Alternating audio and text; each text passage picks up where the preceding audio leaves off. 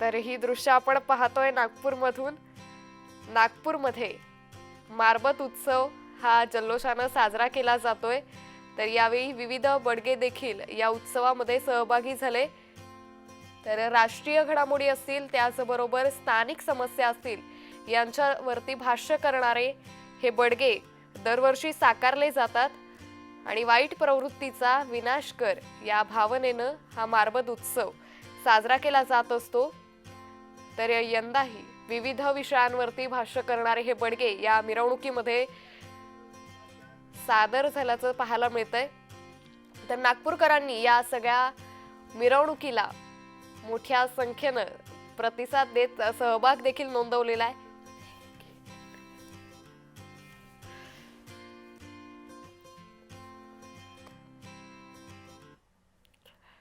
तर या संदर्भात अधिक माहिती घेऊयात आमचे प्रतिनिधी तेजस महातुरे यांच्याकडून। तेजस, आता आपण पाहतोय की ही मारबत मिरवणूक आता अंतिम टप्प्यात जाताना पाहायला मिळते। नागपूरकरांचा मोठा उत्साह देखील या मारबत मिरवणुकीमध्ये दिसून येतोय।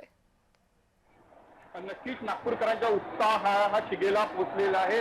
नागपूरकरांनी गर्दी केलेली आहे। युवकांचा जोश एका अर्थाने तरुणाईचा जोश आपल्याला रस्त्यावर आता बघायला मिळत आहे। ह्या दिवसाची वाट नागपूरकर आपल्या डोळ्यात साठवून ठेवतो, कारण की वर्षातून हा एकदा खऱ्या अर्थानं पाडव्याच्या दिवशी म्हणजे बैलपूजनच्या दिवशी म्हणजे आजच्या दिवशी एका अर्थानं हा साजरा केला जातो। आणि आपण जर बघितलं असेल तर थोड्या वेळापूर्वीच इथनं डोनाल्ड ट्रम्प आहेत ते इथनं त्यांची सुद्धा बडग्या निघाला आहे। त्याचबरोबर अमेरिकेच्या डोम्या अशा प्रकारच्या उल्लेख त्या प्रतिमात्मक पुतळ्यावर केला होता। आणि एकंदरीत बघितलं असेल तर वैशिष्ट्यपूर्ण या संपूर्ण बडग्याची मिरवणूक आपल्याला या नागपूरच्या रस्त्यावर दिसत आहे एकंदरीत।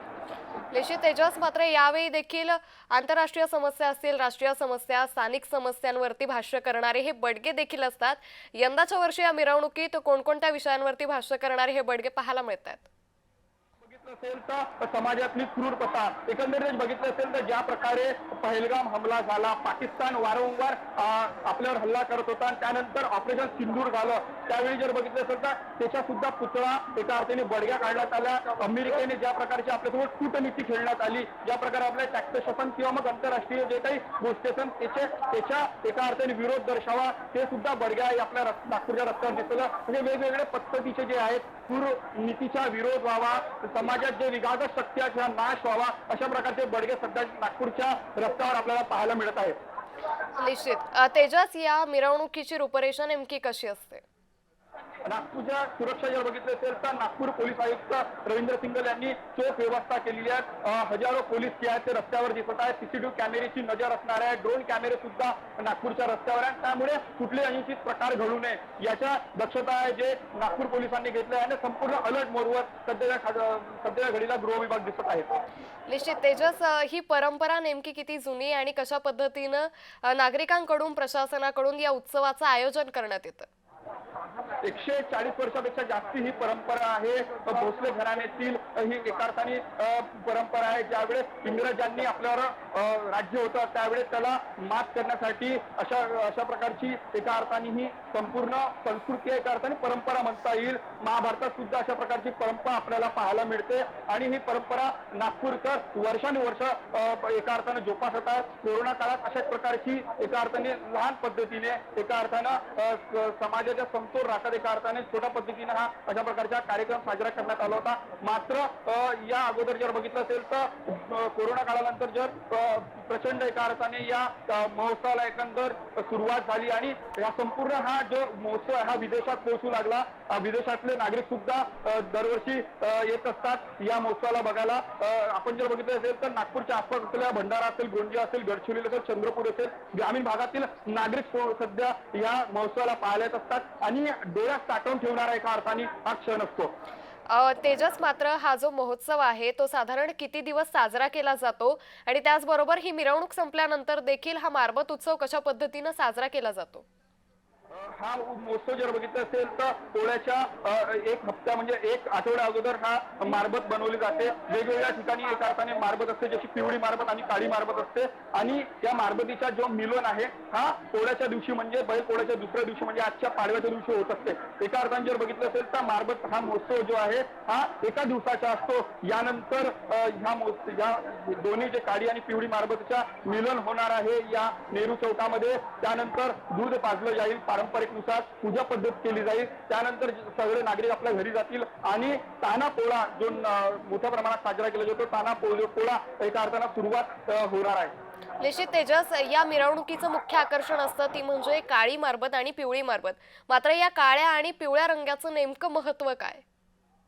काळी मारबत म्हणजे समाजात जे काही घृण प्रथा आहे, समाजातली जे काही विरोधाभास आहे, त्या काळ्या मारबतीकडे बघितलं जातं आणि काळ्या मारबतीला एका अर्थाने इळा पिळा घेऊन जागे मारबत असे विदर्भातील भाषेत म्हणत एका अर्थाने जे काही समाजात रोगराई आहे जी आहे ती नष्ट व्हावी, ती काळी मारबत घेऊन जावं याचा अर्थ आहे. आणि पिवळी मारबत म्हणजे समाजात समृद्धी यावी, संकल्पना यावी, समाजात एकोपाचा भाव व्हावा, हाच पिवळी मारबतीचा उद्देश असतो. तिच्याकडे बघितलं जातं, तिची पूजा सुद्धा केली जाते. नक्कीच तेजस, ज्या पद्धतीने आपण पाहतोय की या वर्षी ट्रम्प यांचा देखील बडग्यामध्ये समावेश करण्यात आलेला आहे. ट्रम्प यांचा पुतळा या बडग्यामध्ये दिसतोय. नेमका या माध्यमातून संदेश काय देण्यात आलेला आहे? नक्कीच त्या समाजाला एक संदेश दिला जातो की ज्या प्रकारे दरवर्षी काही ना काही घटना घडते, त्या घटनेला आधारित एका अर्थाने प्रतिमात्मक पुतळा असतो.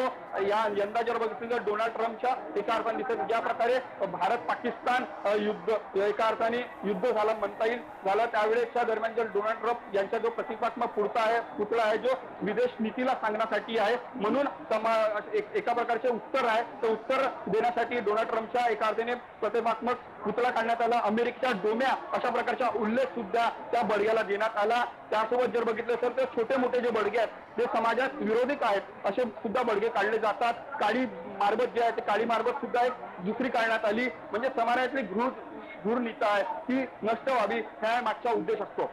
निश्चित तेजस, या मारबत मिरवणुकीचा मार्ग नेमका कसा आहे आणि नागपूरकर कशा पद्धतीनं या आता मिरवणुकीला प्रतिसाद देत आहे?